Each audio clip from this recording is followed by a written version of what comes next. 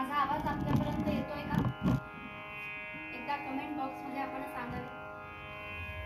त्याप्रमाणे कीर्तनाला लगेच सुरुवात करता येईल.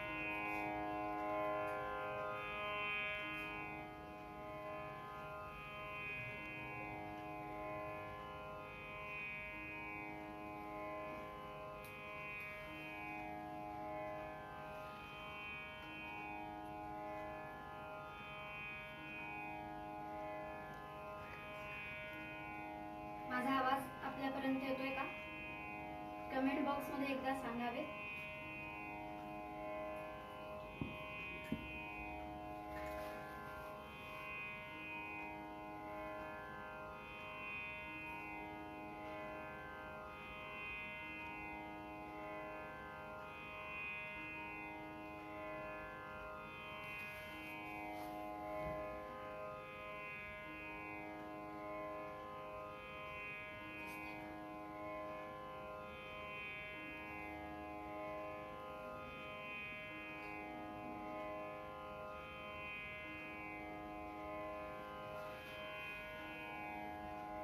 कीर्तनाला आपण सुरुवात करूया.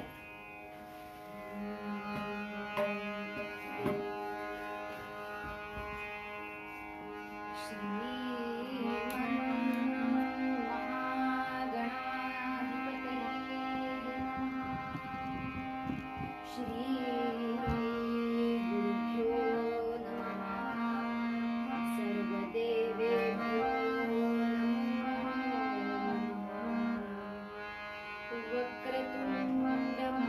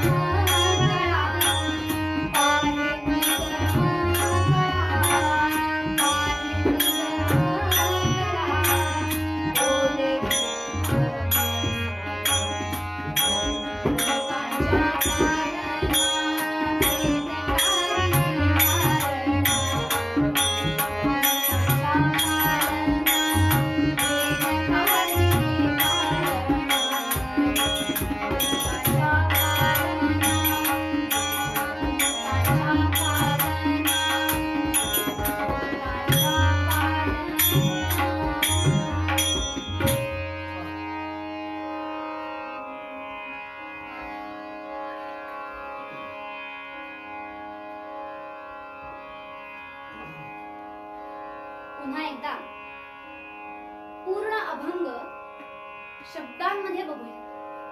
कारण कसं होतं, लाईव्ह चालू असल्यामुळे आणि मुळात आमचा सवंगडी म्हणजे माईक सध्या आम्हाला तो लागतो, पण असो, आपण त्यामध्ये सुद्धा छान कीर्तन करण्याचा प्रयत्न करूयात. आणि म्हणून शब्दामध्ये एकदा अभंगाचा अर्थ पूर्ण सांगते. शब्दामध्ये तो मूळ तुकाराम महाराजांचा अभंग आहे. आणि तुकाराम महाराज म्हणतात की यज्ञ कसा आहे, यज्ञ भूतांच्या पालना, भेद कार्ये कारणा, पावावया उपासना, ब्रह्मस्थानी प्रस्थान. पुढच्या चरणात म्हणतात आवश्यक तो शेवट मागे अवघी खटपट चालो जाणे वाट ऐसा विरळा एखादा.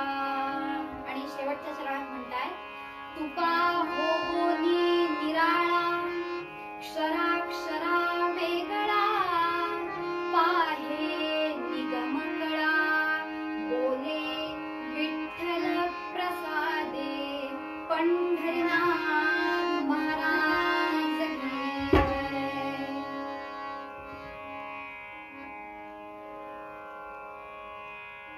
अभंगाच्या निरूपणाला आपण सुरुवात करूया. सूत्रश्लोक अभंगाचा असं सांगतो यज्ञ दान तप कर्म न त्याज्यं कार्यमेव तत्. यज्ञोदानं तपश्चैव पावनानि मनीषिणां. माऊली ज्ञानेश्वर महाराज की जय.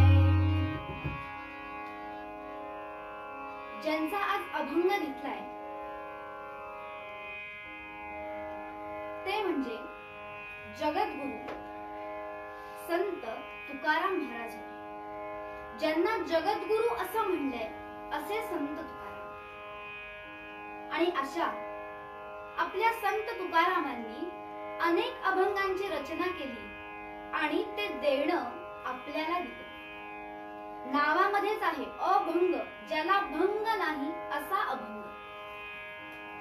आणि त्यांच्याविषयी उद्गार काढताना वामन पंडित फार सुंदर वर्णन करतात.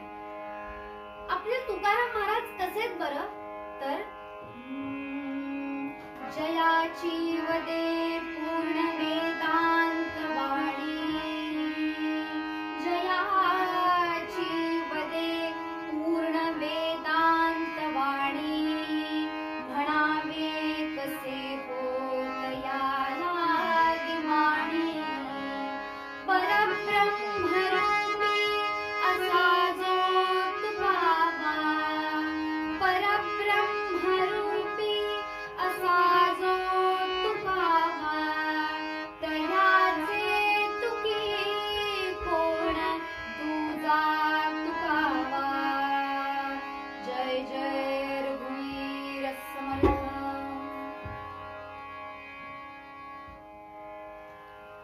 त्याप्रमाणे असे तुकाराम महाराज की वामन पंडित वर्णन करतात जयाची वदे पूर्ण वेदांत वाणी. ज्यांची वाणी पूर्ण वेदांत सांगणारी आहे असे तुकाराम महाराज. आणि अशा तुकाराम महाराजांना वाणी कसं बरं म्हणावं. कारण तुकाराम महाराज कसे परब्रह्म रूपी असा जो तुकावा. परब्रह्माला एकरूप झालेले तुकाराम महाराज तयाचे तुकी कोण दुजा तुकावा. त्यांच्याशी तुलना करता येईल असं कोण बरं आहे. असे संत श्रेष्ठ श्री तुकाराम महाराज. आणि खरोखर ज्यांची वाणी वेदांत सांगणारी आहे याप्रमाणे आजच्या अभंगामध्ये ते तेच सांगतात. कसंय परब्रह्माने सृष्टीच्या आरंभी एक शाश्वत मार्ग सांगितला. तो म्हणजे वेद मार्ग. आणि या वेद मार्गाला 11 अक्षरांनी जाणता येते बरं का. या वेद मार्गाला 11 अक्षरांनी जाणता येते. कुठली बरं अक्षर ही तर यज्ञ दान तप कर्म स्वाध्याय. मोजून बघा यज्ञ दान तप कर्म स्वाध्याय यातली अक्षर मोजली तर 11 अक्षरे. आणि म्हणून या परब्रह्माला या वेद मार्गाला 11 अक्षरांनी जाणता येते. आणि अशी वेदांताची वाणी तुकाराम महाराजही सांगतात. आणि म्हणून आजच्या अभंगात म्हणतात त्यातील पहिली 2 अक्षर यज्ञ या विषयावर. आणि ते सांगताना म्हणतात हा यज्ञ कसाय बरं तर यज्ञ भूतांच्या पालना भेद कार्ये कारणा पावावया उपासना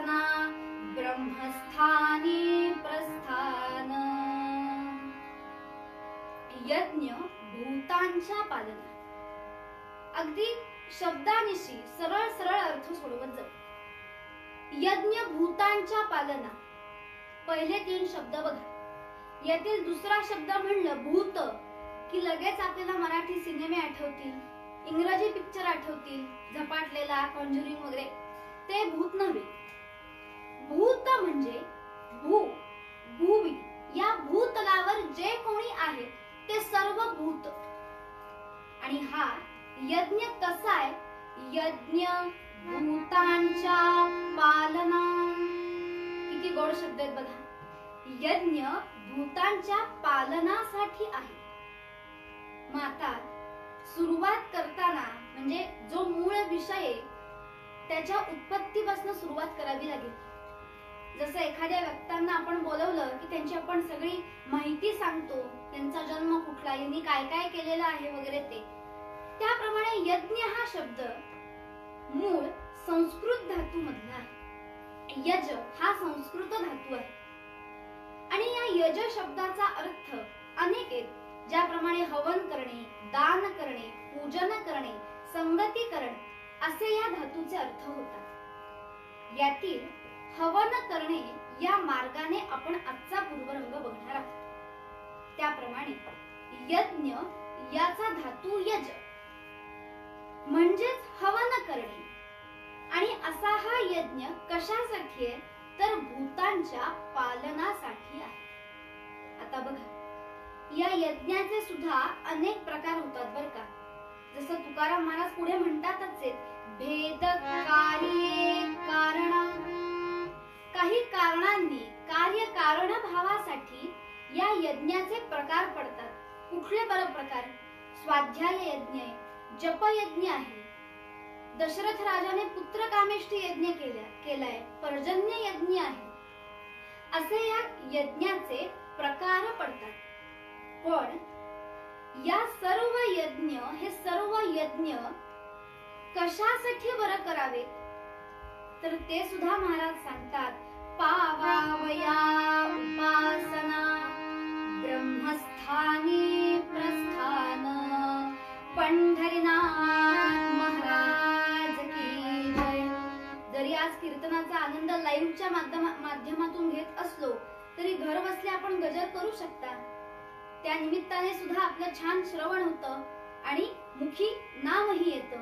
कारण ज्यांच्या आपण पेज तर्फे जात आहोत असे ब्रह्मचैतन्य गोंदवलेकर महाराज, ज्यांना नामयोगीच आपण म्हणतो, आणि असे आपण सर्व त्यांचे भक्त, त्यामुळे नामाचं महत्व तर आलंच पाहिजे. म्हणून तिथे बसूनही आपण या नामाचा आनंद घेऊयात. पंढरीनाथ महाराज की जय. त्याप्रमाणे पावावया उपासना ब्रह्मस्थानी प्रस्थान. हे सर्व यज्ञ कशासाठी बरं करावे? ही उपासना का बरं करावी? तर या सर्वाचं कारण एक ब्रह्मस्थानी प्रस्थान करण्यासाठी हे करावे. म्हणून यज्ञाचा साधन म्हणून उपयोग करून ब्रह्मस्थानी प्रस्थान करावे. आणि गोपालकृष्णांचं वचनही तसंच आहे बरं. गोपालकृष्ण म्हणतात, तस्मात् सर्वगतम ब्रह्म नित्य यज्ञे प्रतिष्ठितम. असा हा यज्ञ की जो ब्रह्मस्थानी प्रस्थान करण्याच्या दृष्टीने साधन म्हणून स्वीकारावा.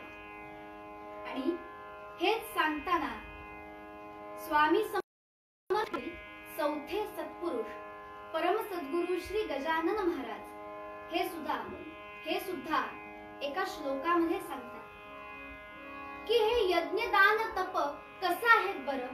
तर यज्ञ दान तप कर्म,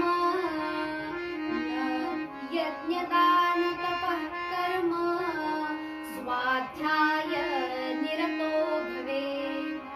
एष एव हि श्रुत्युक्तः सत्य धर्म सनातनः.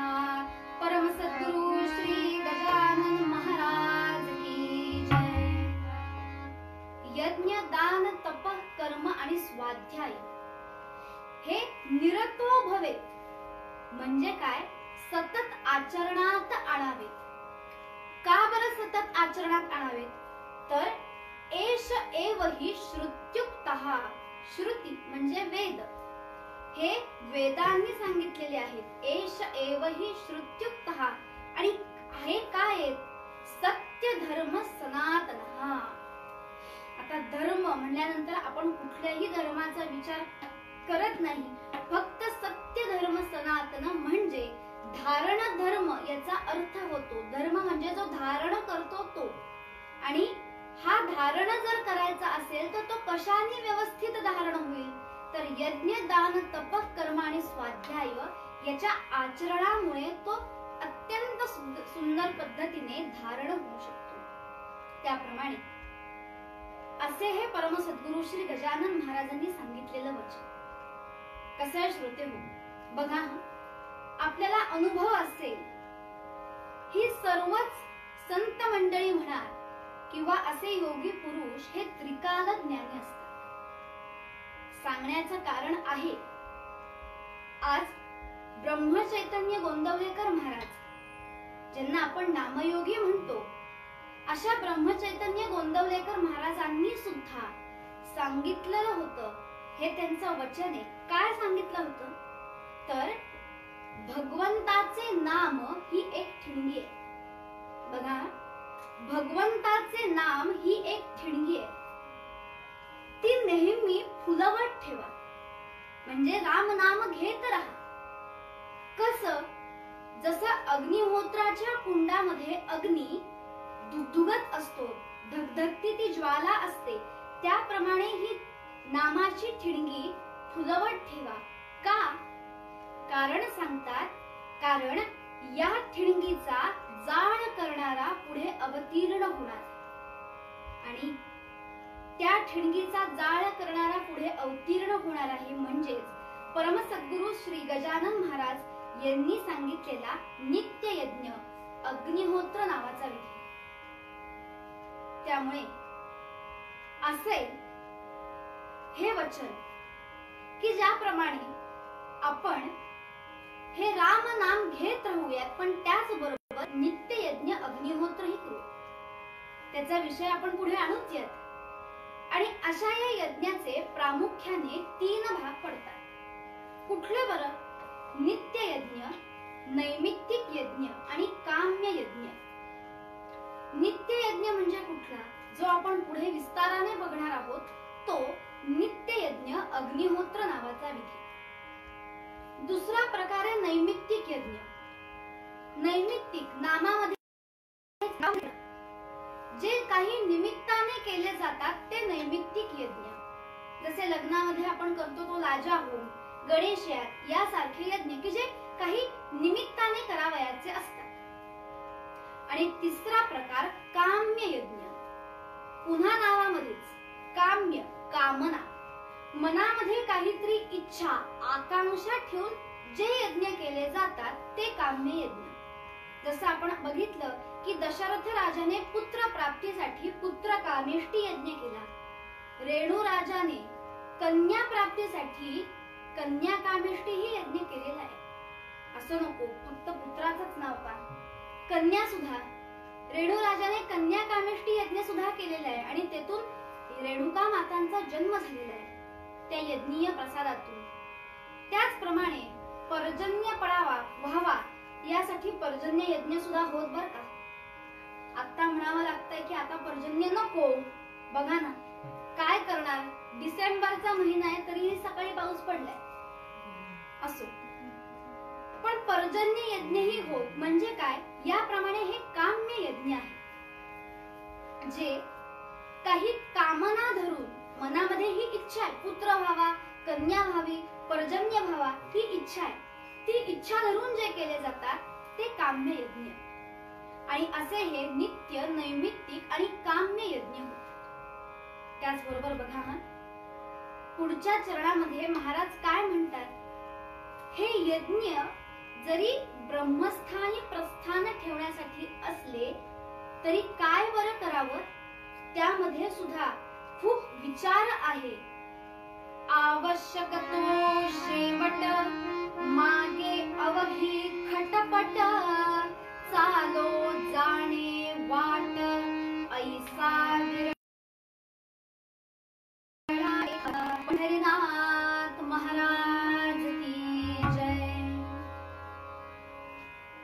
गीतेमध्ये सुद्धा अनेक ठिकाणी या यज्ञाचा उल्लेख येतो. त्यामध्ये यज्ञचक्र असल्या तर प्रसिद्धच आहे.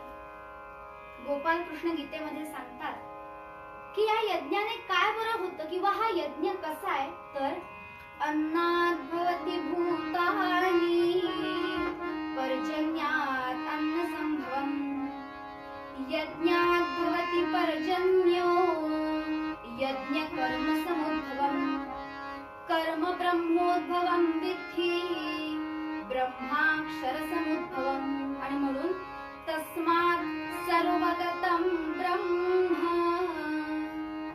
नित्य यज्ञे प्रतिष्ठितम्. गोपाल कृष्ण महाराज की जय. आता या श्लोकाचा अर्थ यज्ञ चक्र आहे. पहिल्यांदा सांगतात अन्नात भवति भूतानि. अन्नापासून काय निर्माण होतं? भूत मात्र निर्माण होतात. म्हणजे आपण भूतलावर राहतो ते भूत मात्र. मग अन्न कशामुळे उत्पन्न होतं? अन्नात भवति भूतानि पर्जन्यात अन्न संभवम्. पाऊस पडल्यामुळे अन्न उत्पन्न होतं. बरं मग पाऊस कशामुळे पडतो बरं? तर अन्नात भवति भूतानि पर्जन्यात अन्न संभवम् यज्ञात भवति पर्जन्य. यज्ञ केल्यामुळे पर्जन्य निर्माण होतो. पर्जन्य पाऊस पडतो. आणि यज्ञ काय आहे? यज्ञ कर्म समुद्भवम्. यज्ञो वै श्रेष्ठतम कर्म हे सांगितलेलं आहे. यज्ञ हे श्रेष्ठ कर्म आहे. कर्म कशासाठी असतं? पुढच्या श्लोकात आहे कर्म ब्रह्मोद्भवम् विद्धि. त्या ब्रह्माला प्राप्त करायचं असेल तर कर्माची आवश्यकता आहे. आणि यज्ञ हे कर्म त्यासाठी आहे. कर्म ब्रह्मोद्भवम् विद्धि ब्रह्माक्षर समुद्भवम्. ते ब्रह्म जर प्राप्त करायचं असेल तर कर्माची आवश्यकता आहे. आणि म्हणून हे सगळं करण्यासाठी दुवा काय आहे? तस्मात् सर्वगतं ब्रह्म नित्य यज्ञे प्रतिष्ठितम्. दुवा आहे हा. जर अन्न असेल तर भूत मात्र आहेत. अन्न कशामुळे? पावसामुळे. पाऊस कशामुळे? यज्ञामुळे. इथे एक भाग आहे. यज्ञ काय आहे? उत्तम कर्म आहे. कर्म कशासाठी करावी? ब्रह्माक्षर ब्रह्म्याच्या प्राप्तीसाठी करावी. आणि म्हणून या सगळ्यातला मुख्य दुवा तस्मात् सर्वगतं ब्रह्म नित्य यज्ञे प्रतिष्ठितम् असा आहे. पण कसं आहे?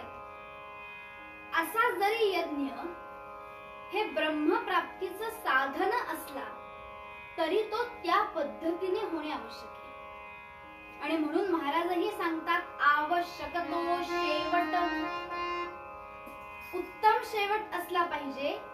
त्याची पद्धत ही योग्य असली पाहिजे. जसं बघा मला मान्य आहे पूर्वानंद क्लिष्टही आहे पण तरीही तो अतिशय सोप्या पद्धतीने आपण मांडूयात.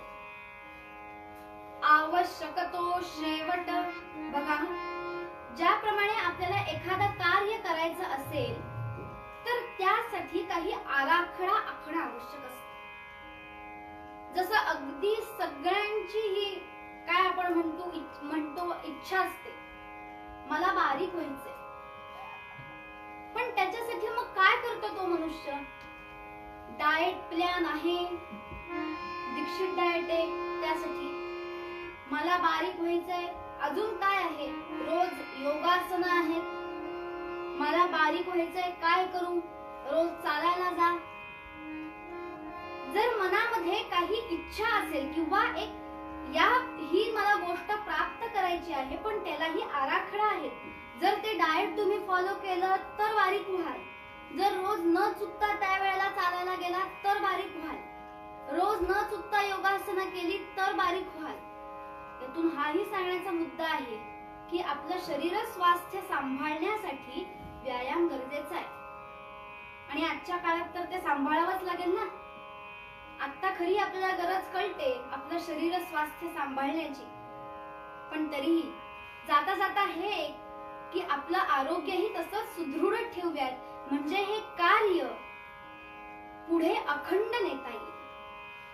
त्याप्रमाणे आवश्यक तो शेवट आपल्यासाठी उपयोगाचा आहे. जसे हे आपल्या जीवनामध्ये नेहमीच्या, त्याचप्रमाणे यज्ञाच्या बाबतीत किंवा त्याचप्रमाणे आपल्याला एखादा साधन उपासना करायची असेल त्या बाबतीतही आहे. मला त्या भगवंताची प्राप्ती करायची आहे, मान्य आहे, पण त्यासाठी नुसतं बसून चालणार नाहीये. त्या पद्धतीने काम केलं पाहिजे. रोज रामनाम घेतलं पाहिजे. उपासना आपली जे काही आपली उपासना आहे ती रोज केली पाहिजे, तर त्याचं फळ. म्हणून तसंच यज्ञाचे मान्य यज्ञ करायचा आहे हे सगळं बघून म्हणाल हो, ब्रह्मस्थानी प्रस्थान करायचंय, एक साधन आहे यज्ञ, आम्ही यज्ञ करायला तयार आहोत, पण ते करण्यासाठी सुद्धा विशिष्ट क्रम पाहिजे, आराखडा पाहिजे. नाहीतर यज्ञ करायचा म्हणजे काय, कुठली तरी आपली गोवऱ्या आणल्यात, लाकडं आणली आहेत, पेटवलीत ती, हा यज्ञ नव्हे. पूर्वीच्या काळी जेव्हा यज्ञ होत होते तेव्हा वेदांमध्ये तर सुंदर वर्णन आहेत त्याची. ऋग्वेदामध्ये, यजुर्वेदामध्ये त्याला योग्य अशी यज्ञवेदी आहे. आहवनीय, गार्हपत्य, दक्षिणाग्नी ज्याला आपण म्हणतो, हा त्रेताग्नी विस्तार झाला. त्याच्यासाठी ऋत्विज लागायचे. पुन्हा त्याची हवन करण्याची क्रिया वेगळी होती, मंत्र वेगळे होते. हा सुद्धा आराखडा होता. पण सध्याच्या काळात आपण म्हणू शकतो की नाही बाबा, यज्ञासाठी जे म्हणजे पूर्वी यज्ञ होत त्यासाठी एवढी मोठी जागा लागायची, त्या यज्ञवेदी व्यवस्थित लागायच्या, ते ऋत्विजगण लागायचे. आता सर्व हे कुठे बरं मिळणार? त्यासाठी तरीही आपल्याला हा यज्ञ हे साधन उत्तम पद्धतीने करता यावं म्हणून परमसद्गुरु श्री गजानन महाराजांनी या यज्ञाचं सोपं सुटसुटीत स्वरूप सांगितलेलं आहे. ते म्हणजे नित्य यज्ञ अग्निहोत्र हा विधी.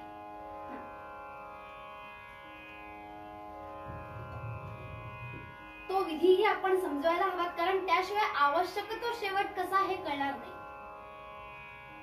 काय बरं हा आहे विधी? तर अखिल मानव जातीच्या कल्याणासाठी अक्कलकोट पीठावरील चौथे सत्पुरुष परमसद्गुरु श्री गजानन महाराज यांनी हा विधी आपणास दिलेला आहे.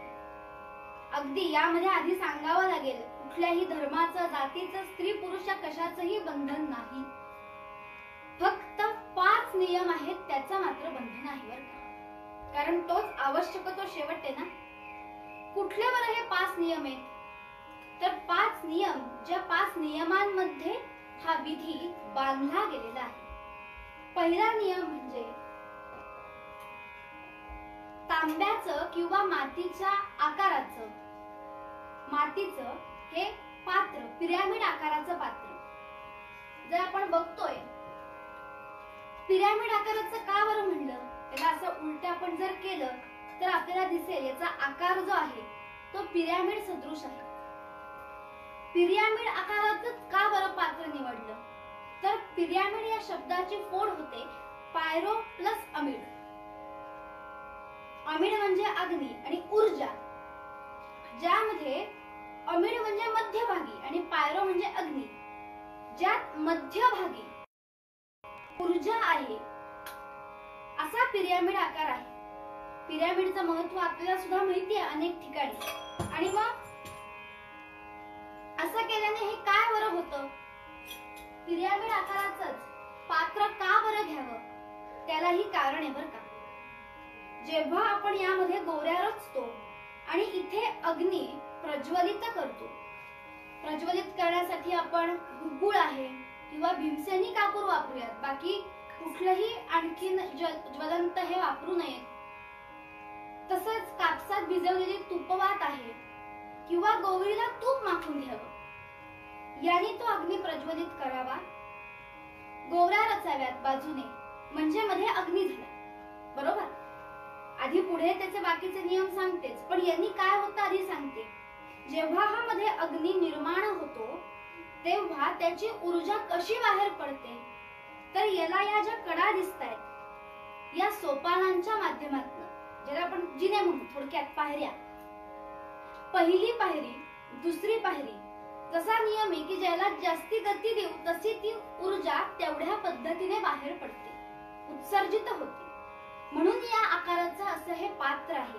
हे तांब्याचंही मिळतं किंवा मातीचंही मिळतं, दोन्ही मध्ये पण तांब किंवा माती यामध्येच हे पात्र घ्यावे. पहिला मुख्य नियम तांब्याच्या किंवा मातीच्या आकाराचे, पिरॅमिड आकाराचे या धातूचे पात्र. दुसरा नियम आहे तो म्हणजे गोवऱ्या. कुठल्या हव्यात त्या? गोवंशाच्या गोवऱ्या. म्हणजे गोवंश जो आहे त्याच्यापासून असलेल्या गोवऱ्या त्या हव्यात. हा दुसरा नियम. तिसरा नियम जो आहे तो म्हणजे गोघृत म्हणजे गाईचं तूप. तिसरा नियम आहे. चौथा नियम काय? अक्षता, अखंड तांदूळ. क्षत म्हणजे ज्यांना तुकडे आहेत क्षत, आणि ज्यांना क्षत नाही अशा अक्षता, असे अखंड तांदूळ. हा चौथा नियम आहे. आणि पाचवा नियम काय? सूर्योदय आणि सूर्यास्ताच्या वेळेचं अचूक पालन.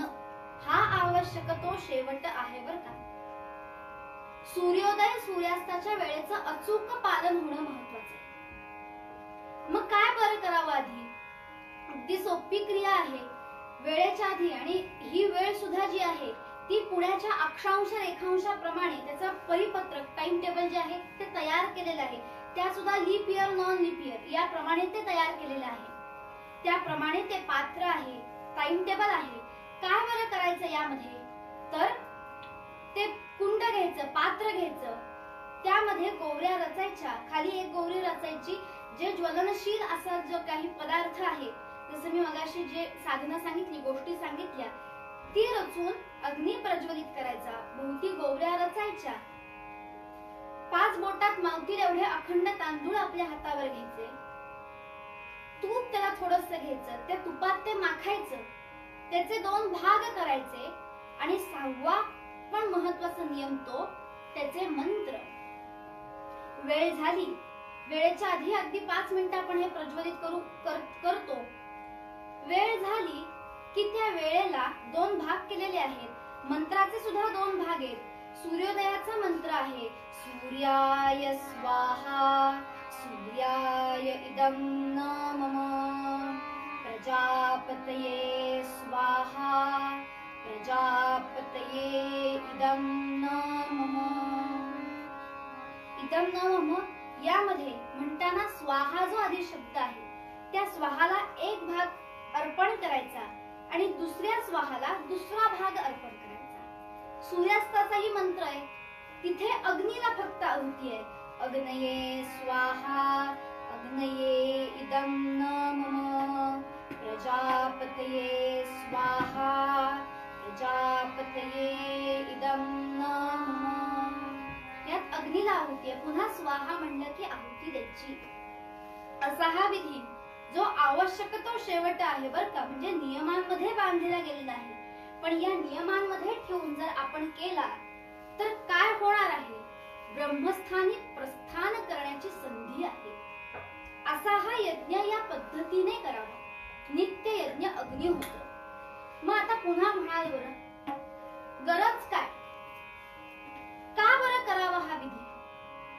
तर आपल्या शास्त्रात सांगितलेला आहे हा भाग आहेच. म्हणजे जसं आपण बघितलं की यज्ञ, दान, तप, कर्म हे नित्य करावं. पण त्याचबरोबर आणखीन एक कारण आहे बर का. हा विधी करण्यासाठी आपण पूर्वरंग आवरता घेतला पाहिजे. त्यामुळे अगदी आपण 5 मिनिटांमध्ये पूर्वरंग संपूयात आणि लगेच आख्यानाकडे वळूयात. आधी सांगावं लागतं हे सुद्धा. आता आपण म्हणजे जरा लोकांना हायचं वाटतं, गोष्ट तशी जास्ती आपलीशी वाटते किंवा मन लावून ऐकली जाते आणखीन असं म्हणूयात. पण तरीही हेही सांगणं महत्वाचं. त्याप्रमाणे काय बरं करावं, आणखीन का हा महत्वाचा आहे विधी? तर सध्या आणखीन एक समस्या गंभीर झालेली, प्रदूषण. जणू हा राक्षसच आहे प्रदूषण नावाचा, जो आपल्या समोर येऊन ठाकलाय, उभा आहे. अनेक आपण बातम्या वाचतोय, दिल्लीची बातमी वाचतोय, सगळ्या ठिकाणचीच. अनेक त्यावर चर्चा करायला नको. आपण सर्वच जाणतो प्रदूषण ही किती गंभीर समस्या. आणि हे प्रदूषण कमी करण्यासाठी अनेक उपाय केले जात आहेत.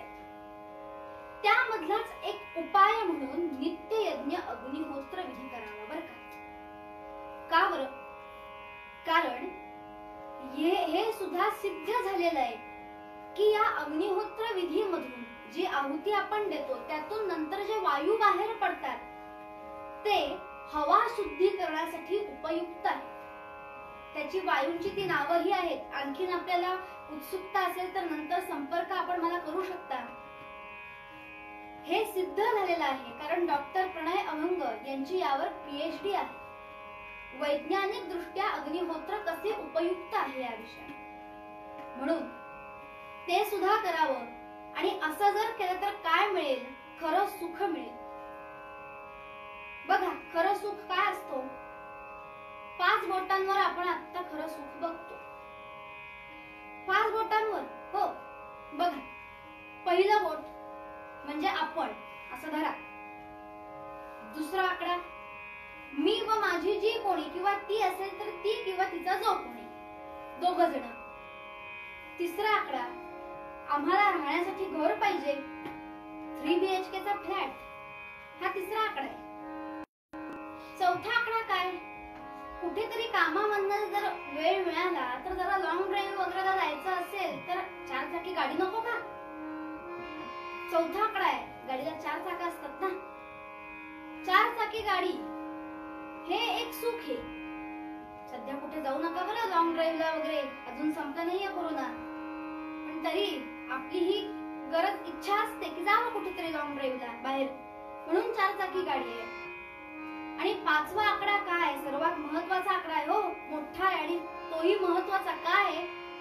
हे सगळं करण्यासाठी, हे सुख प्राप्त करण्यासाठी काय लागेल आम्हाला? 5 आकडी घसघशीत पगार लागेल, तर आम्ही हे पूर्ण करू शकतो. पण मला सांगा, खरं सुख हे आहे का? अन्न वस्त्र निवारा या गरजा मान्य आहे, पण त्या गरजा आहेत त्या तेवढ्याच मर्यादित असाव्यात. मग खरं सुख काय आहे? तर सु म्हणजे चांगलं आणि ख म्हणजे आकाश. चांगलं आकाश, चांगलं वातावरण आपल्या अवतीभोवती असणं हे खरं सुख. मग ते नित्ययज्ञ अग्निहोत्राच्या मार्फत आपल्याला मिळणार आहे, ज्याने वायू शुद्धी होईल, भूमंडल शुद्धी होईल. आणि चांगलं वातावरण म्हणजे आपल्या घरामध्ये सुद्धा तसंच प्रसन्न वातावरण असावं, जे कशाने निर्माण होईल? भगवंताच्या नामस्मरणाने निर्माण होईल. आणि म्हणून असं खरं सुखही प्राप्त करावं. आणि असं खरं सुख प्राप्त करावं कशामुळे हे प्राप्त होईल? तर वायुमंडल शुद्धी करण्यासाठी नित्ययज्ञ अग्निहोत्र नावाच्या विधीमुळे. आणि महाराज म्हणतात तसं, असा जर आवश्यक तो शेवट झाला तर काय होतं? त्याची प्राप्तीही होतेच, पण असा त्या मार्गावरनं चालणारा कसा असतो? चालो जाणे वाट ऐसा विरळा एखादा. मग बघा, असा जर विरळा आपल्याला व्हायचं असेल तर या सगळ्याचं पालन करणं, आवश्यक तो शेवट होणं महत्वाचं आहे. आणि म्हणून शेवटच्या चरणामध्ये तुकाराम महाराज म्हणतात की असं सगळं प्राप्त करून स्वतःच उदाहरण देतात की मी काय झालो? तुका होवोनी निराळा, क्षराक्षरा वेगळा, पाहे निगम कळा, बोले विठ्ठल प्रसादे. पंढरनाथ महाराज की जय. तुका होवोनी निराळा, मी निराळा झालो या सगळ्यांपेक्षा. कशापासनं? क्षराक्षरा वेगळा. जे क्षर आहे, नाशवंत आहे, आणि जे अक्षर आहे त्याच्याही पलीकडे गेलो. आणि काय केलं मी? बोले विठ्ठल प्रसादे. तुका होवोनी निराळा, क्षराक्षरा वेगळा, पाहे निगम कळा. मी त्या ब्रह्माच्या, परब्रह्माच्या चरणाशी एकरूप होऊन तो प्रसाद प्राप्त केला. बोले विठ्ठल प्रसादे. जर आपल्यालाही असं करायचं असेल, आवश्यक तो शेवट हवा असेल, आणि शास्त्रांनी सांगितल्याप्रमाणे, वेदांनी सांगितल्याप्रमाणे या सगळ्यांचं आचरण करायचं असेल तर काय बरं करावं? जसं परम सद्गुरु श्री गजानन महाराज सांगतात त्याप्रमाणे, वायुमंडल शुद्धी हेतू यज्ञ कर. जर वातावरण शुद्ध व्हावं अशी इच्छा असेल, खरं सुख प्राप्त व्हायचं असेल तर काय कर? यज्ञ कर, नित्य यज्ञ अग्निहोत्र नावाचा विधी कर. वायुमंडल शुद्धी हेतू यज्ञ कर, निर्ममत्व हेतू दान कर. हे सुद्धा महत्वाचं आहे. गीतेमध्ये सुद्धा दानाचे प्रकार आहेत, सात्विक, राजस, तामस. त्यामध्ये सुद्धा सांगितलेलं आहे गोपाल कृष्णांनी. म्हणून दान कशासाठी करावं? निर्ममत्व हेतू. जर ही गची बाधा होऊ नये असं वाटत असेल तर दान कर. आणि हेही कशातनं सिद्ध होणार आहे? इदम न मम. जे आपल्या मंत्रामध्ये आहे, सूर्याय स्वाहा सूर्याय इदम न मम, यामध्ये सुद्धा ही ममत्वाची भावना येऊ नये. हे माझे नाही, हे तुझे आहे. म्हणून त्यासाठी दान कर. संकल्प सिद्धी हेतू तप कर. आपण मागे ज्याप्रमाणे म्हणालो की जर काही आवश्यकतो शेवट व्हायचा असेल तर आराखडा पाहिजे, काही नियम पाहिजे. त्याप्रमाणे जर एखादा संकल्प पूर्ण करायचा असेल तर त्या आराखड्याप्रमाणे जाणं, त्या नियमांप्रमाणे जाणं हे तपच नाही का? म्हणून तो संकल्प जर पूर्ण व्हायचा असेल तर असं तप कर. आत्मशुद्धी हेतू कर्म कर.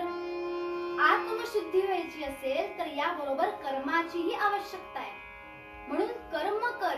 कुठलं कर्म? या यज्ञाबरोबरच गोग्रास घालणे, तिथे आपली गोवंशाची कशी आणखीन वृद्धी होईल यासाठी विचार करणे, त्या ठिकाणी जाऊन त्या ठिकाणांना भेट देऊन आपल्याकडनं अल्पशी मदत होईल ती मदत करणे, हेही करणं पाहिजे. हेही कर्म करावं, हे करावं. आणि यानंतर काय करावं?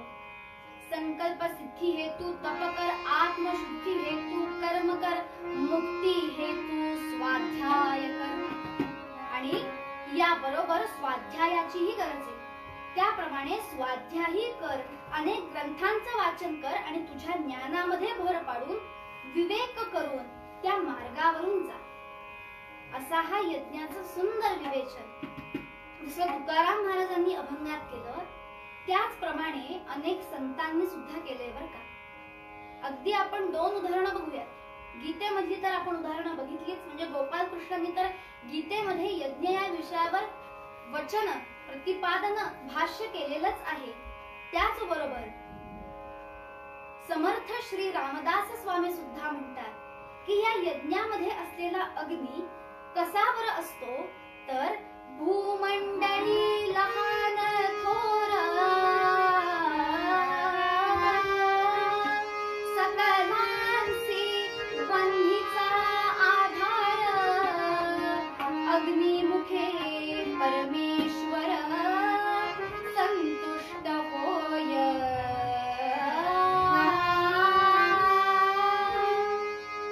भूमंडळी लहान थोर. या भूमंडळावर जे कोणी लहान आहेत किंवा मोठे आहेत त्यांना काय आहे? सकळांसी वन्हीचा आधार. त्या अग्नीचा आधार आहे.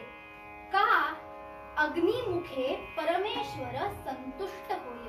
किती सुंदर सांगितलंय बघा. जर यज्ञामध्ये आपण जी आहुती देतो ती आहुती त्या परमेश्वराला पोहोचवण्याचं काम कोण करतं?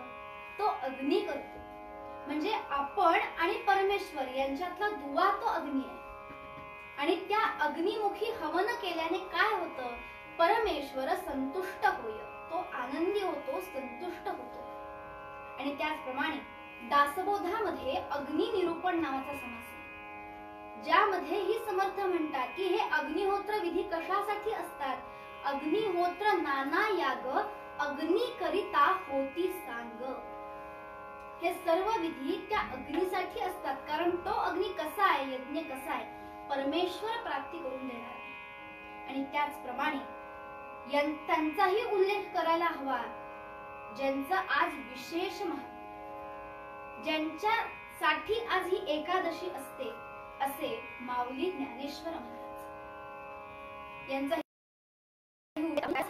कारण ज्ञानेश्वरी मध्ये सुद्धा माऊली एके ठिकाणी म्हणतात की हे यज्ञ दान तपादिक कसं बरं करावं? तर जिथे यज्ञ दान तपादिके तिये कर्मे आवश्यके, तेथे न सांडावी पांथिके पाऊले जैसी.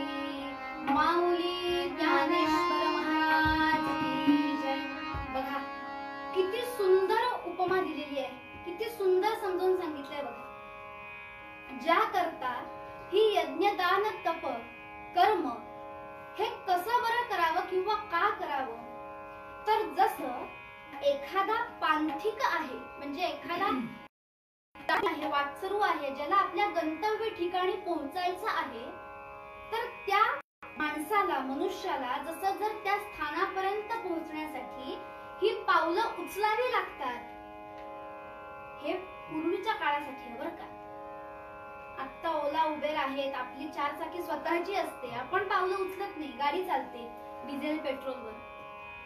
पण तरीही ते करण्यासाठी सुद्धा आपल्याला काहीतरी क्रिया करावीच लागते. पण असो, त्या ठिकाणी जर माऊली असं म्हणतात, जर त्याला त्याच्या ठिकाणी पोहोचायचं असेल तर त्याला जसं थांबून चालणार नाही, त्याची पावलं उचलावी लागतील त्या ठिकाणापर्यंत जाण्यासाठी, त्याला चालावं लागेल. त्याचप्रमाणे आपल्याला जर आपलं जीवन उत्तम तऱ्हेने पार पाडायचं असेल, करायचं असेल, व्यतीत करायचं असेल, तर नुसतं थांबून उपयोग नाही. हे यज्ञ, दान, तप, कर्म यांचा अवलंब करत करत ते जीवन व्यतीत केलं पाहिजे. म्हणून असे माऊलीही सांगतात या यज्ञाची महती, समर्थही सांगतात, अनेक संत मंडळीही सांगतात. त्याचप्रमाणे तुकाराम महाराजही आजच्या अभंगामध्ये सांगतात, असा हा यज्ञ जो भूतांच्या पालनासाठी आहे तो आपण करावा. ज्याच्यासाठी कसा बरं हा करू शकतो, यासाठी नित्य यज्ञ अग्निहोत्र नावाचा विधी आपण बघितला, समजावून घेतला. तो नित्य यज्ञ अग्निहोत्र नावाचा विधी आचरणात आणावा. आणि त्याच बरोबर आपण नाम यज्ञ सुद्धा करावा. कारण असं आहे, असं म्हणतात की जेवढं आपण नाम घेतो त्याचा काही भाग अंश आपण यज्ञही करावा. म्हणून नामाबरोबरच यज्ञ कर्मही करणं आवश्यक आहे. नाम यज्ञही करावाच. नामयोगी ज्यांना म्हणतो, ज्यांनी नामाचीच आपल्याला शिदोरी दिलेली आहे, ते नाम कसं घ्यावं हे सांगितलेलं आहे. ते नाम घेता घेता तेही घ्यावंच, पण त्याचबरोबर आपल्या हातून हे यज्ञही घडावा. म्हणून असा हा नित्य यज्ञ अग्निहोत्र नावाचा विधी आचरणात आणूया. त्याचबरोबर नामसाधनाही करूयात. आणि असं सर्व करून काय करूयात, तो विठ्ठलाचा प्रसाद घेऊयात ना, त्या परब्रह्माची प्राप्ती सुद्धा करूयात आणि आपलं जीवन आनंदाने व्यतीत करूयात. अवघाची संसार सुखाचा करूयात. आणि म्हणून निरूपणाच्या अभंगामध्ये तुकाराम महाराज तुम्हा आम्हाला सांगताना हेच म्हणतात, असा जो यज्ञ आहे त्याचं आचरण करा आणि जीवन आनंदाने व्यतीत करा. म्हणून निरूपणाच्या अभंगात म्हणतात,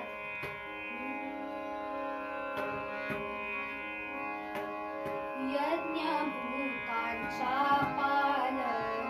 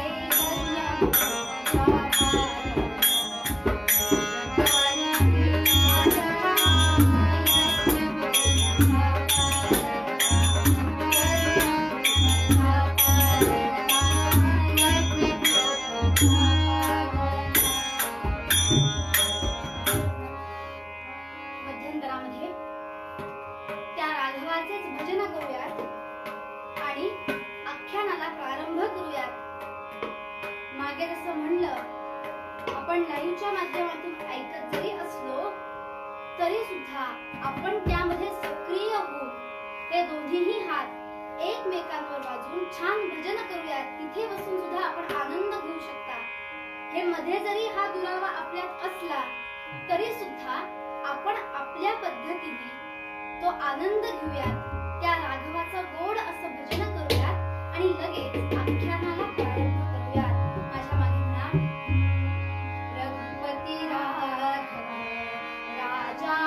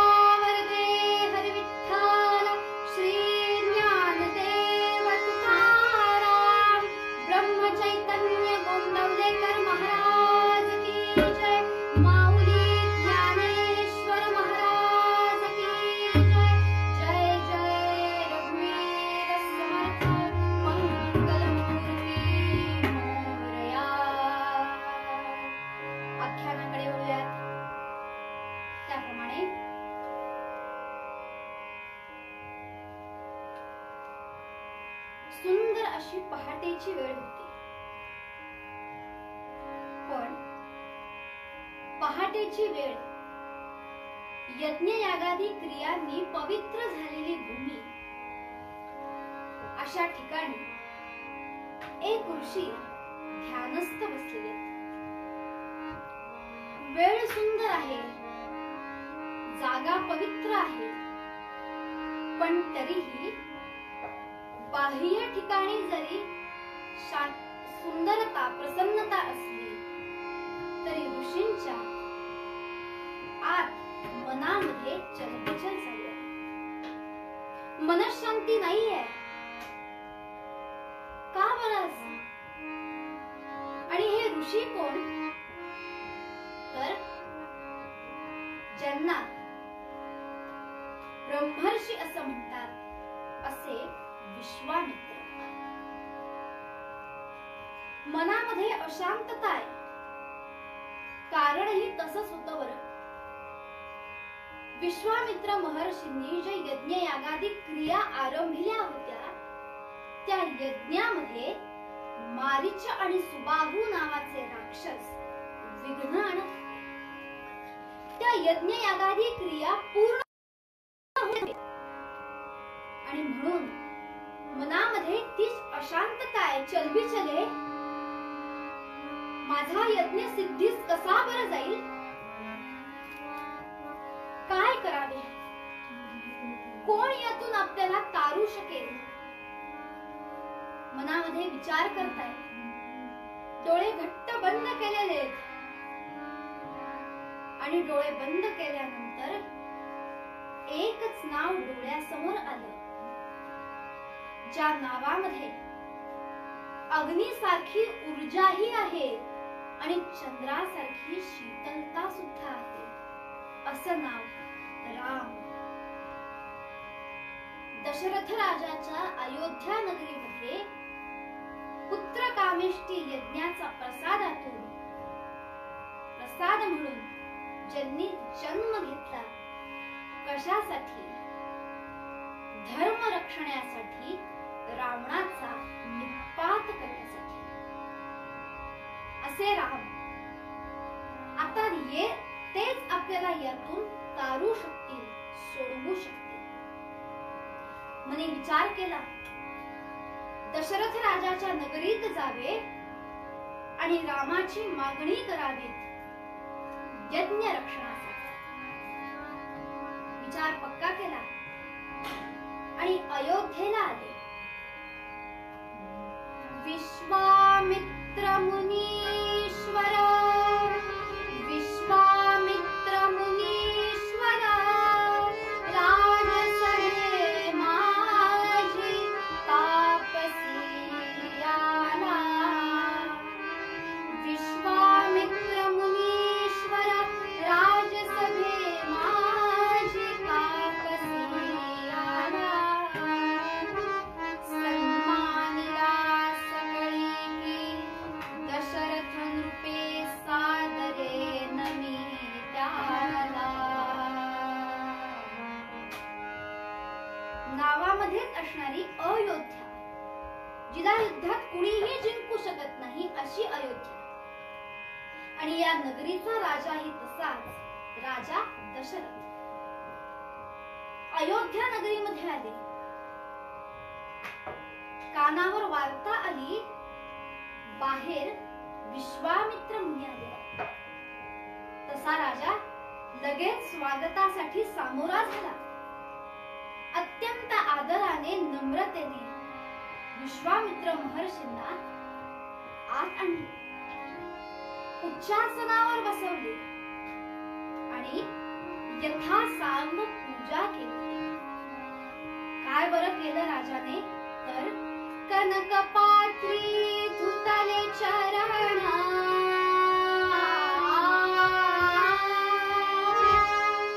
कनकपात्री धुतले चरण, तीर्थ बंदी जगतारण, पूजा करोनी संपूर्ण,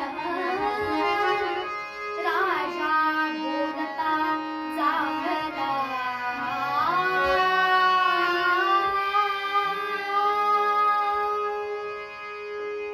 सुवर्णाच्या अशा पात्रामध्ये त्यांचे चरण धुतले, यथासांग पूजा केली आणि हात जोडून अत्यंत नम्रपणे विचारणा केली. ब्रह्मर्षी, आज आपले चरण अयोध्येला लागले, भूमी पवित्रही झाली, पण एक विचारू का? होय राजन, विचार. आपण आलाच अत्यानंद झाला, पण येण्याचे काही खास प्रयोजन?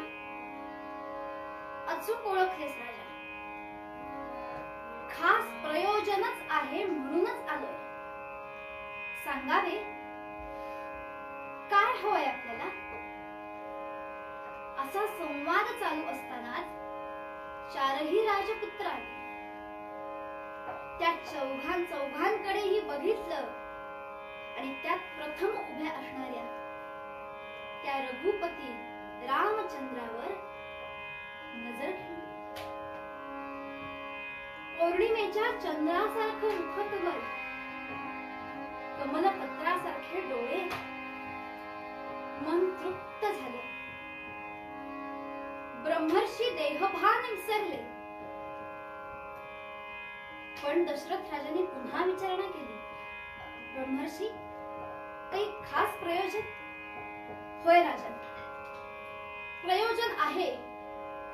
आणि ब्रह्मर्षींनी सांगायला सुरुवात केली. राजा, घडतंय असं दुष्ट विध्वंसिती यज्ञ विप्रभारती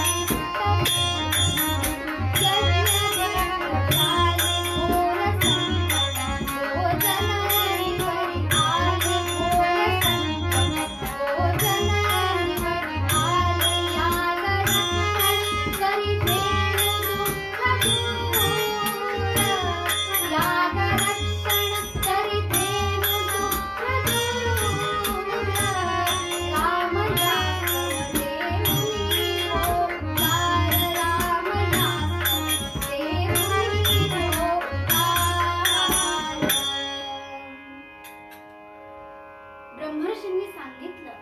राजा, मी करत असलेल्या आरंभ केलेल्या यज्ञामध्ये मारीच आणि सुबाहू नावाचे राक्षस थैमान धरते.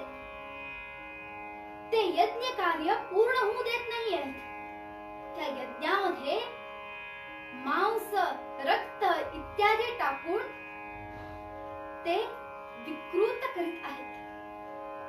आणि म्हणून राजा, आज तुझ्याकडे मागण्यासाठी चाललोय.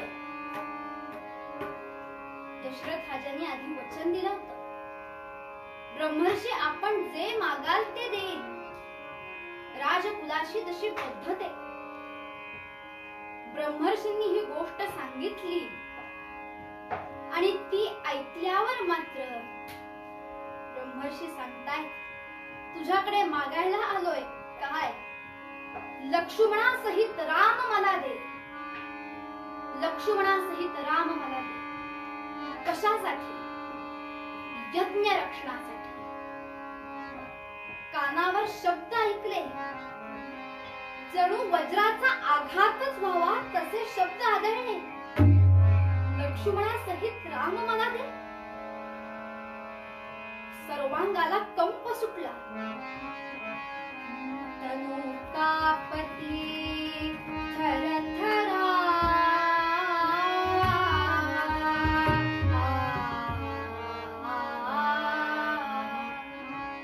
सर्वांगाला कंप सुटला.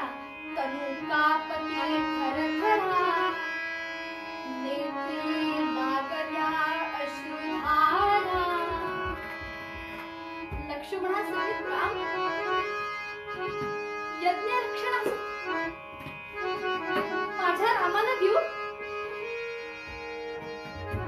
देहाला कंप सुटलाय, अश्रुधारा लागल्याय, पण तरीही धीर केला.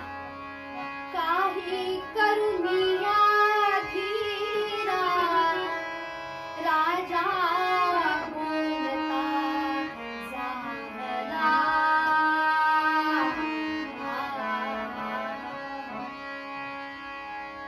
सावरलं स्वतःला. शब्द पडले ना ते कानावर, लक्ष्मणासहित राम मला दे. माझ्या रामाला दे. यज्ञ रक्षणासाठी. नको नको ब्रह्मर्षी, नको. काय मागितलं? धर्मसंकटात टाकलं तो. काय करू आता? एक विनंती करू का? मी येऊ का आपणा बरोबर? मी येतो. आपण मला घेऊन चला. हवं तर माझं अख्खं सैन्य आणतो, पूर्ण सैन्य आणतो. पण माझ्या रामाला नेऊ नका. का नेऊ नको रामाला? दशरथ राजा म्हणतोय, देव कसा स्वप्राण राम मम सर्व सुखाची देव कसा स्वप्राण राम मम सर्व प्रधान सेना सर्व खजीना. प्रधान सेना सर्व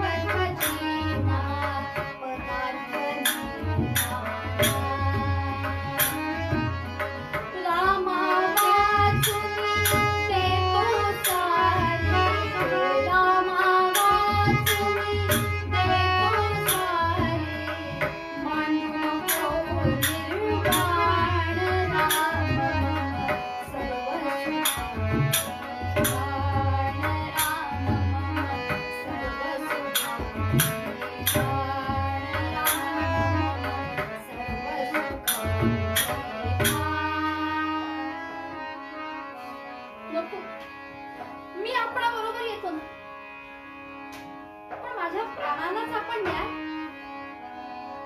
जगू कसं? वचन ऐकलं. विश्वामित्र महर्षी म्हणाले, राजन, अरे आत्ताच काही वेळापूर्वी म्हणालास ना, आपण जे मागाल ते देईल. मग आता काय झाले? होय, म्हणालो हवंय ते देईल, पण आपण माझ्या प्राणाचीच मागणी कराल, माझ्या रामाची मागणी कराल, हे कुठे ठाऊक होते? ब्रह्मर्षी, आपणही जाणता, उतार वयामध्ये मला या राजपुत्राची प्राप्ती झाली आहे. आणि खरं सांगू का, पण रामावर अधिक जीव आहे, अधिक जीव आहे रामावर. त्यालाच देणार आपण. ब्रह्मर्षी पुन्हा सांगतात, होय राजा, कारण यज्ञ रक्षणासाठी रामच योग्य आहे. देशील? राजा काहीही तयारीत दिसत नाही हे बघितलं आणि विश्वामित्रांचा संताप अनावर झाला. त्याच स्वरामध्ये म्हणाले, राजा, अरे म्हणतोस मोठा देतो म्हणून, पण काय रे सांगतोयस काय? उतार वयामध्ये यांची प्राप्ती झाली, पण खरं सांगू राजा, अरे तुझे केस पिकले पण मन नाही निघाला विषयात. आणि म्हणून ब्रह्मर्षी म्हणतात, केस पिकले वृद्धत्व पूर्ण आले,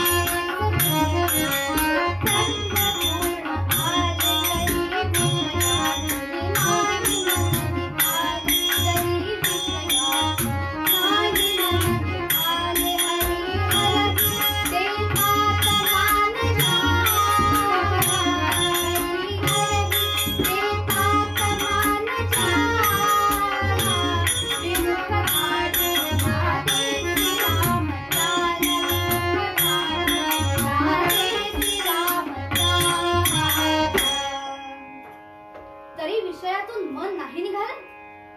हे बघ राजा, अंतिम निर्णय विचार कर. लक्ष्मणासहित राम देतोस का नाही? अजून राजा तयार नव्हता हे बघितलं मात्र आसनावरून उठले आणि निघाले जायला. क्रोधित झाला ऋषी निघाला, प्रलय काळ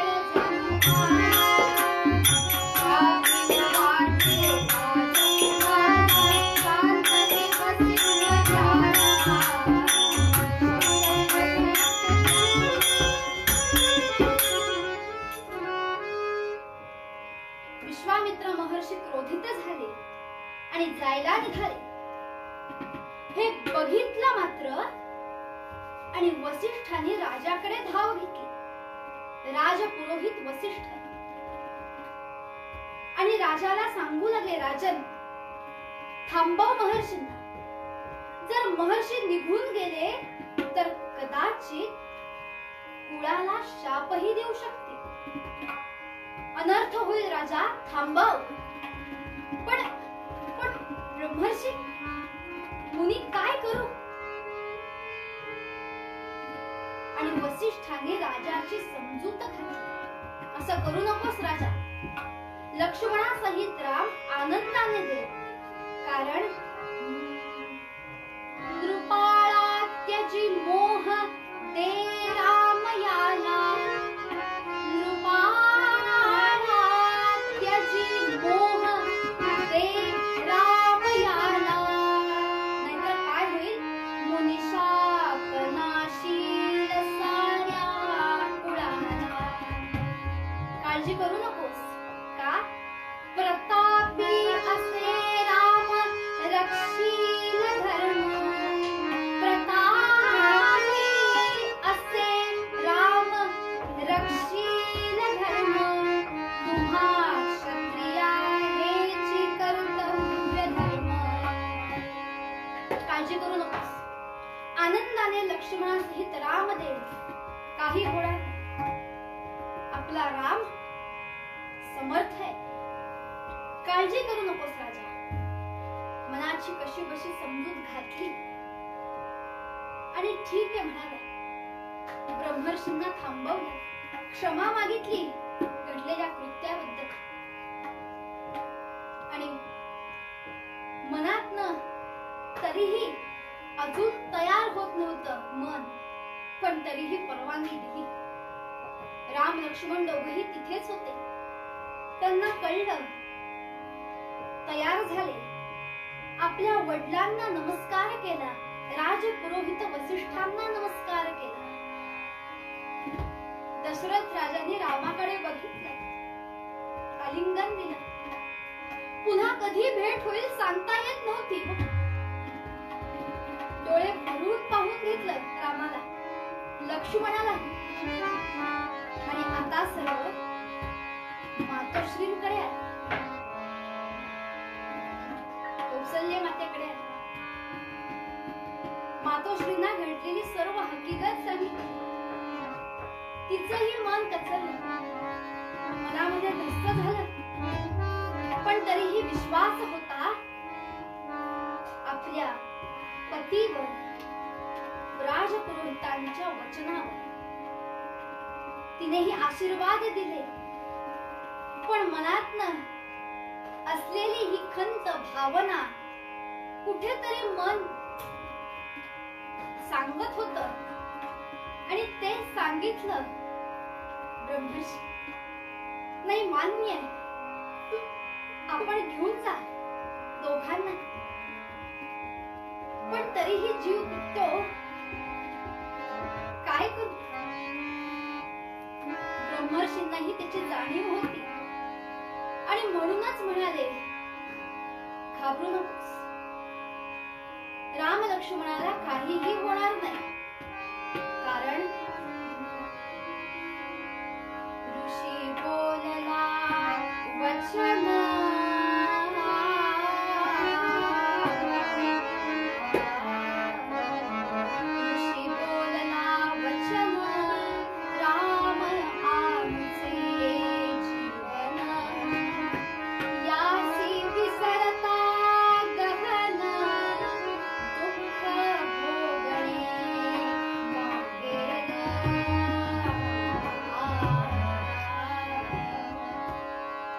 काळजी करू नकोस मा, काही होऊन जाणार नाही रामाला.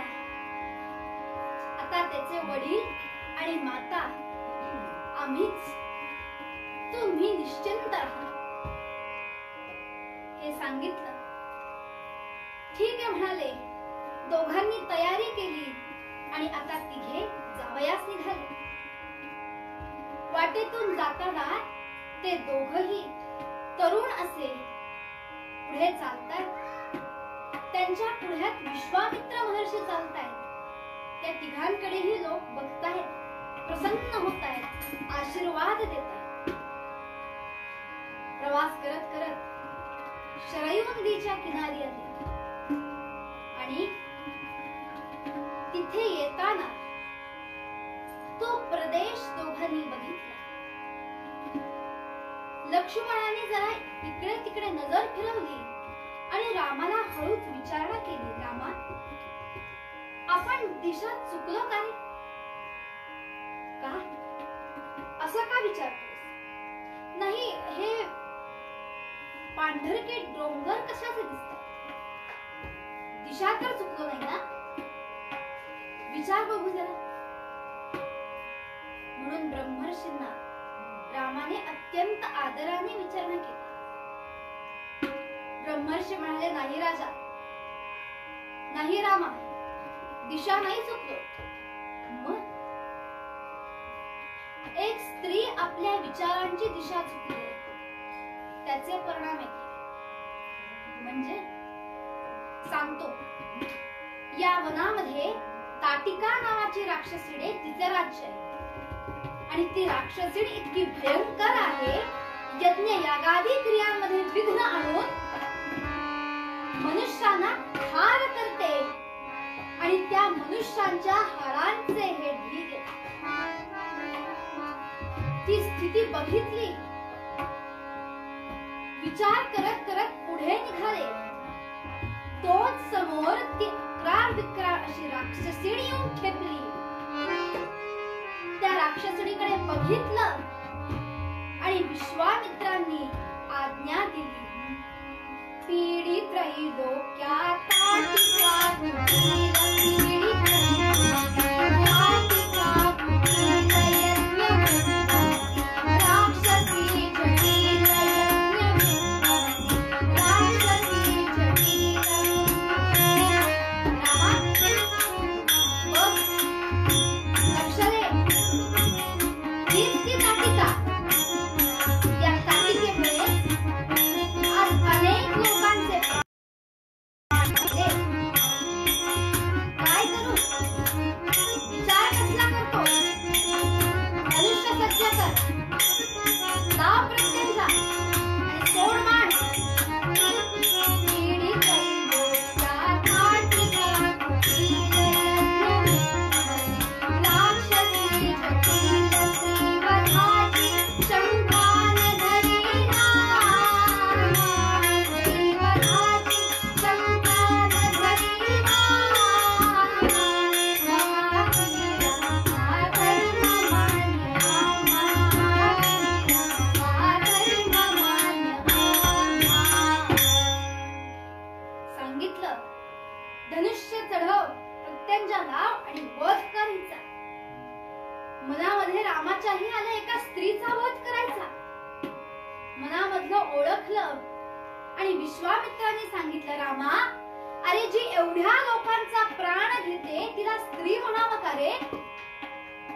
हा धर्म मान्य आहे आम्हाला. कर वध.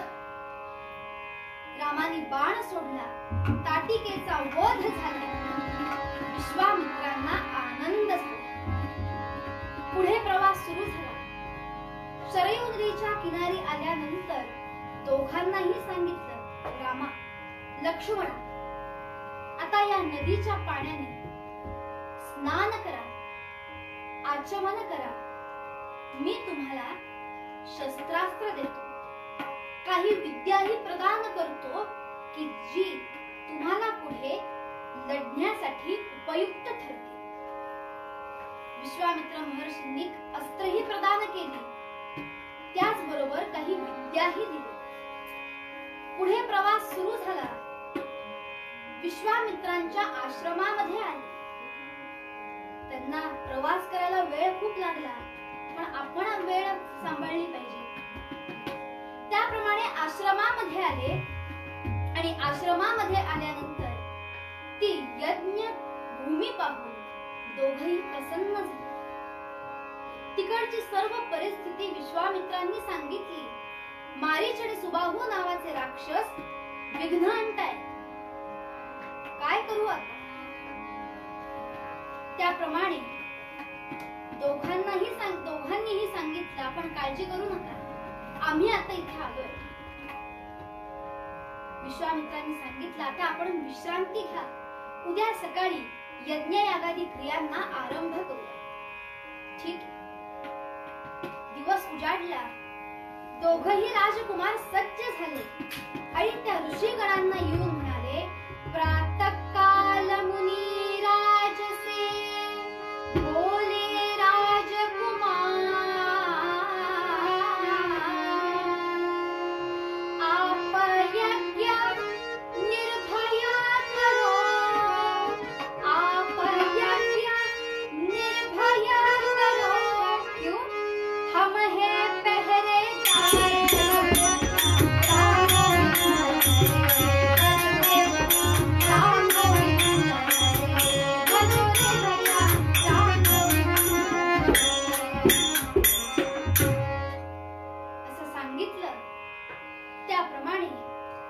यागादी क्रिया सुरू झाल्या. काही काळ गेला. दोघेही राजपुत्र सज्ज होते आणि जे घडायचं होतं ते घडलं. पुन्हा मारीच आणि सुबाहू दोघेही त्या ठिकाणी आले आणि यज्ञामध्ये विध्वंस करण्याला सुरुवात केली. ते बघितलं, त्या दोघांना बघितलं, राक्षसी सेनेला बघितलं. राम लक्ष्मणांनी एकमेकांकडे बघितलं, धनुष्य सज्ज केला, प्रत्यंचा लावली आणि आता सुरू केला निपात. लक्ष्मणाने सर्व राक्षस सेनेचा वध केला आणि रामाने काय केलं तर अग्निस्त्र बाणे जळाला